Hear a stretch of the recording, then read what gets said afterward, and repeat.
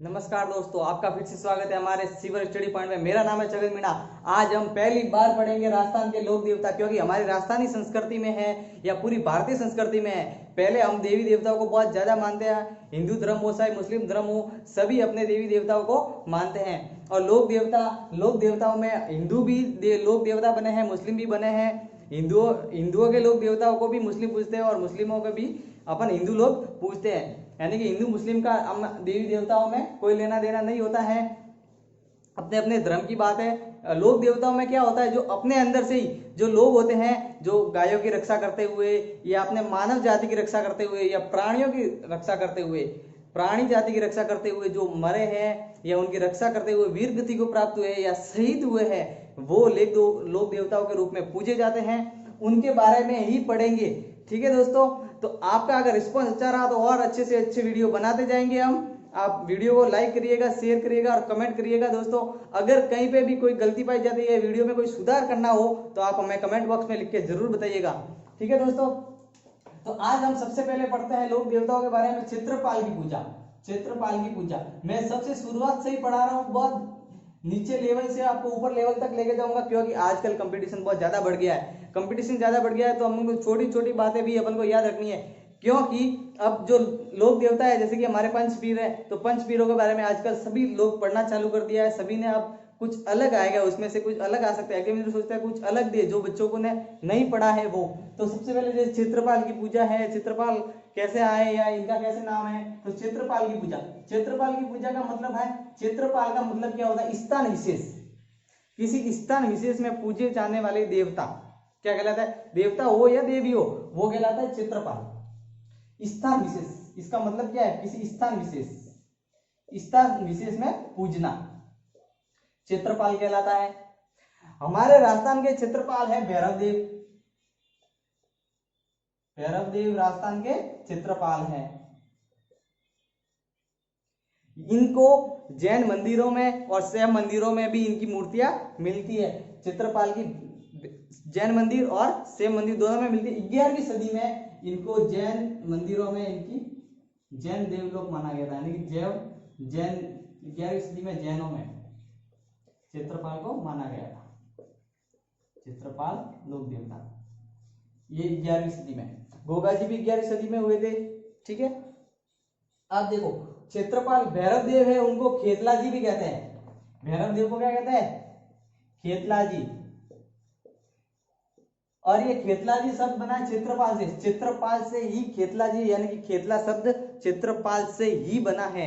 और हम खेतला शब्द है जिसको खेतला जी लगाकर हम इज्जत से बुलाते हैं, इसलिए इसके पीछे खेतला जी लगाते हैं। अब खेतला जी शब्द क्षेत्रपाल से मैंने पहले बता दिया है। देखो, गांवों में छोटे छोटे बच्चे जो जन्म लेते हैं उनको 5 वर्ष तक चोटी रखी जाती है, या उसको हम हमारी भाषा में बोले तो बाबरी कहते हैं। बड़े बड़े बाल रखते हैं, कोई चोटी नहीं रखता तो उनके पूरे 5 साल तक बाल रखते हैं। और उनको बाद में खेतला जी के मंदिर जाकर उनको कटवाया जाता है। खेतला जी के मंदिर जाकर कटवाया जाता है, तो उसको कहते हैं खेतला उतरवाना। खेतला उतरना, यानी कि वहां पे जाकर खेतला जी के मंदिर पे जाके बाल कटवाते हैं, उसको खेतला उतारना कहते हैं। और सबसे ज्यादा पूजे राजस्थान में सबसे ज्यादा पूजे जाने वाले खेतला जी है, यानी कि क्षेत्रपाल जी है। तो इनके बारे में मारवाड़ में प्रसिद्ध कहावत है। प्रसिद्ध कहावत क्या है, आधे तो देवी देवता, आधे देवी देवता और आधे खेतला जी। आधे में खेतला, आधे में खेतला। ठीक है, या आधे में तो देवी देवता और आधे में खेतला, ये मारवाड़ की कहावत है। यानी इतने मंदिर है। और राजस्थान में सबसे ज्यादा खेतला पूजा जाता है डूंगरपुर में। डूंगरपुर सबसे ज्यादा खेतला जी के मंदिर, और सबसे ज्यादा डूंगरपुर में पूजा की जाती है। डूंगरपुर में खेतला जी के सबसे ज्यादा मंदिर है हमारे। ठीक है, भैरव, अब भैरव भी 2 प्रकार के हैं, यानी कि क्षेत्रपाल, खेतला जी, भैरव 2 प्रकार के हैं। कोई भी नाम ले लो, क्षेत्रपाल को, भैरव को, खेतला जी को। भैरव एक तो है काला भैरव, एक है गोरा भैरव। गोरा भैरव, ठीक है। मैं पहले ही बता चुका हूं कि 11वीं सदी में जैन क्षेत्रपाल, यानी कि इनमें मूर्तियां लगाई गई थी इनके देवालयों में।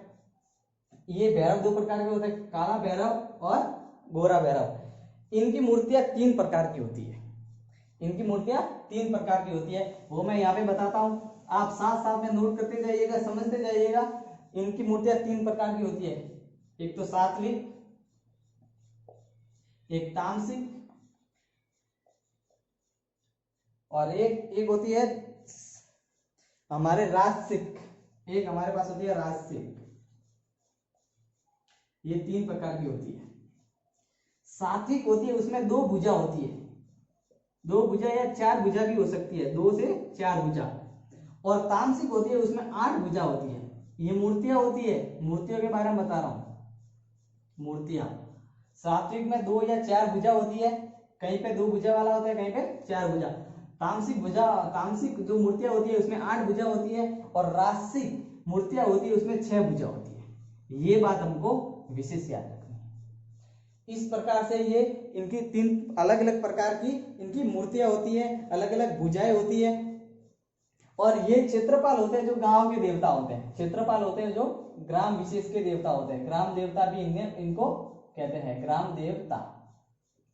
ये गांवों में अधिक पूजे जाते हैं। मैंने पहले ही बता चुका हूं कि ये चोटियां रखी जाती है, और फिर बाद में बच्चों के चोटियां रखी जाती है, फिर खेतला जी के मंदिर पे जाकर इनको कटवाया जाता है। जो पुरुष, अब ये देवता बनते कैसे? जो पुरुष गायों की रक्षा करते हुए या मानव जाति की रक्षा करते हुए शहीद होते हैं या वीर गति को प्राप्त होते हैं, उनको देवता कहते हैं। क्षेत्रपाल यानी कि भैरव देव हो गए। क्षेत्रपाल में हमारे अन्य देवताओं के बारे में पढ़ते हैं। भैरव देवता के बारे में हमने पढ़ लिया है पूरा।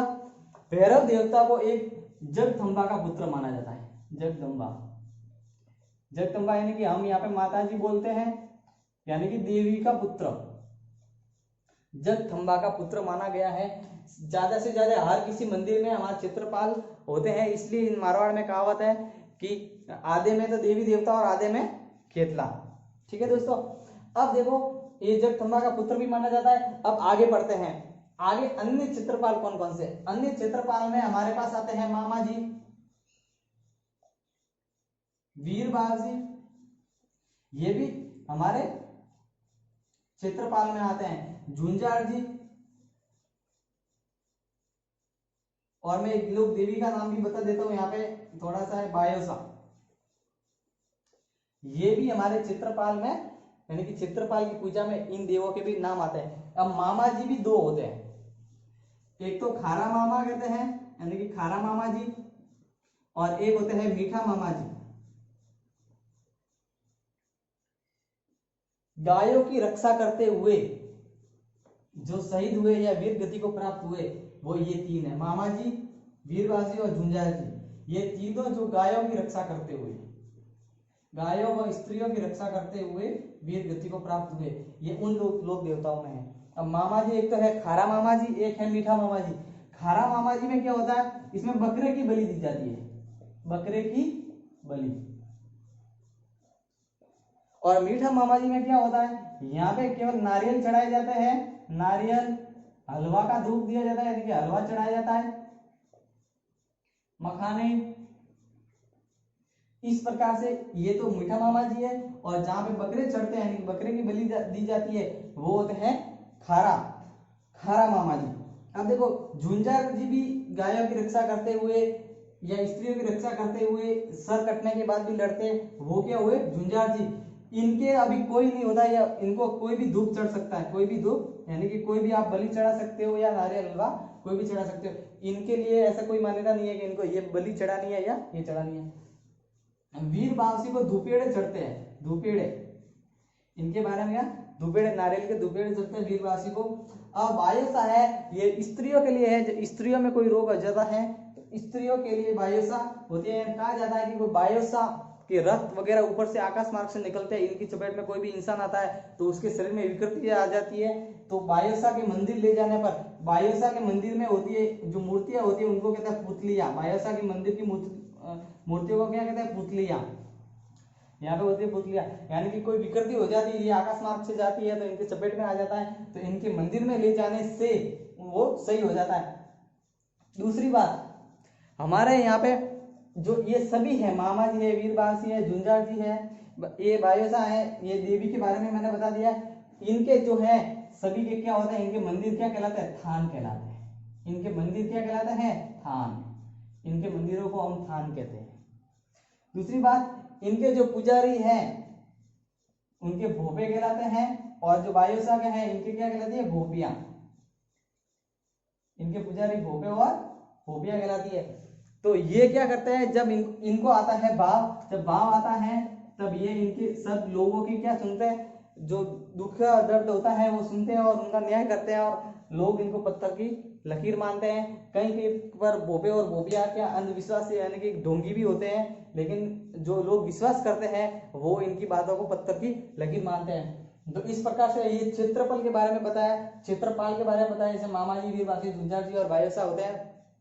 क्षेत्रपाल में भैरव देव सबसे ज्यादा हमारे यहाँ पे पूजे जाते हैं। उनके बारे में मारवाड़ में जो कहावत है कि आधे में देवी देवता और आधे में शीतला जी, इसके बारे में मैंने बता दिया है। अब मैं और थोड़ा सा बता देता हूँ, उसके बाद हम पंच पीरों के बारे में भी पढ़ेंगे। अब आगे मैं बता रहा हूं आपको पितृ पूजा। पितृ पूजा के बारे में ये माना जाता है कि जब हमारे पूर्वजों के बारे में, ये पूर्वज यानी हमारे दादा परदादा नाना नानी, यानी जो पूर्वज जो मर चुके हैं, यानी कि ये परलोक हो चुके हैं, उनकी आत्मा को शांति नहीं मिलती है, तो वो पूर्वज बन जाते हैं और उनकी पितृ पूजा करनी पड़ती है। और पितृ पूजा दीपावली के बाद 15 दिन बाद होती है। दीपावली के 15 दिन बाद, दीपावली के 15 दिन तक होती है, बाद में के 15 दिन तक, दीपावली खत्म होती है 15 दिन तक। और ये डूंगरपुर में सबसे ज्यादा होती है, डूंगरपुर में, और डूंगरपुर में होती है, इसको दीवड़ा कहते हैं। इसको क्या कहते हैं, डूंगरपुर में दीपावली के बाद होने वाली पूजा को क्या कहते हैं, दीवड़ा कहते हैं। इस पितृ पूजा को दीवड़ा कहते हैं। तो ये हो गया हमारे पितृ पूजा के बारे में, पितरों के तर्पण करते हैं। आपको अच्छी तरीके से पता होगा हमारी संस्कृति में ये है। मैं ये बात याद रखने के, दीपावली के बाद जो 15 दिन तक डूंगरपुर में पूजा की जाती है उसको दीवड़ा कहता है, ये बात हमको ध्यान में रखनी है। अब हम लोक देवताओं के बारे में विस्तार से पढ़ेंगे अलग से। ये तो मेरा थी प्रस्तावना, यानी कि एक इंट्रोडक्शन टाइप में मैंने बताया था, शुरुआत की थी। अब हम पंच पीरों के बारे में पढ़ेंगे। आप वीडियो को लाइक और शेयर जरूर करिएगा दोस्तों। अब हम पढ़ते हैं पंच पीर। पंच पीर ये लोक देवता है राजस्थान के पंच पीर। पंच पीरों के बारे में मैं आज बता रहा हूँ कि पंच पीर कौन कौन से हैं। इसके बारे में आपको ज्यादातर 2 और 3 नाम तो आपको आसानी से याद होंगे, लेकिन 500 नाम मेरे हिसाब से याद नहीं होंगे, तो बता देता हूँ। याद है तो बहुत अच्छी बात है आपको। सबसे पहले रामदेव जी के बारे में सब जानते हैं, ये पंच पीर में आते हैं, रामदेव जी। दूसरे गोगा जी, इनके बारे में भी सब जानते हैं। गोगा जी नहीं जानते तो अभी आप जान लो, गोगा जी भी पंचपीर के बारे पंचपीरों में आते हैं। तीसरे आते हैं पाबू जी। ये 3 नाम तो हर किसी के जुबान पे है, सभी जानते हैं। पंचपीर में आते हैं या नहीं आते वो पता है या नहीं, लेकिन ये 3 नाम तो सभी को लगभग याद है। चौथे आते हैं हमारे हड़बू जी। हड़बू जी पंचपीर में आते हैं। और 5वें आते हैं हमारे मेहा जी। ये है हमारे पंचपीर। ज्यादा से ज्यादा क्वेश्चन हमारे इसी में से आते हैं। मैंने पहले इंट्रोडक्शन इसलिए दिया क्योंकि एग्जाम अभी क्या कंपटीशन बढ़ गया है, तो वो पहले शुरुआत से ही उठा के दे सकते हैं, लेकिन ज्यादातर क्वेश्चन इनमें से आते हैं। पंचपीर ये है, ये अपन को याद सभी को होने ही चाहिए। रामदेव जी, गोगा जी, पाबू जी, हड़बू जी और मेहा जी। ठीक है। अब रामदेव जी, इसमें से 3 तो एक ही परिवार से, रामदेव जी, हड़बू जी और मेहा जी। ठीक है। कहते हैं हड़बू जी और रामदेव जी दोनों मौसेरे भाई थे। और ये जो सभी हैं, सभी राजपूत समुदाय यानी कि राजपूत जाति के हैं। 17 कुल से है, कुल मिला के ये 17 कुल से है। जितने भी पंचपीर हुए सभी 17 कुल से है। इनके बारे में मैं अगले वीडियो में विस्तार से, गोगा जी, पाबू जी, हड़बू जी, मेहा जी, बहुत बड़े बड़े इनके बारे में पूरा विस्तार से है, बहुत बड़ा बड़ा है। अगले वीडियो से आपको पूरा एक एक के बारे में, एक एक वीडियो में लगभग आधे घंटे का होगा, उसमें आपको ध्यान से देखना है। सभी के बारे में एक एक छोटी से छोटी बात बताई जाएगी। आप चाहे पटवारी की तैयारी कर रहे हो, चाहे JN जूनियर इंजीनियरिंग, राजस्थान की कोई भी जो जीके है वो आपके इसमें से पूरा क्लियर हो जाएगा। आप वीडियो को लाइक करिए, शेयर करिए, सब्सक्राइब करिए चैनल को और आगे से आगे बढ़ाइए। धन्यवाद दोस्तों।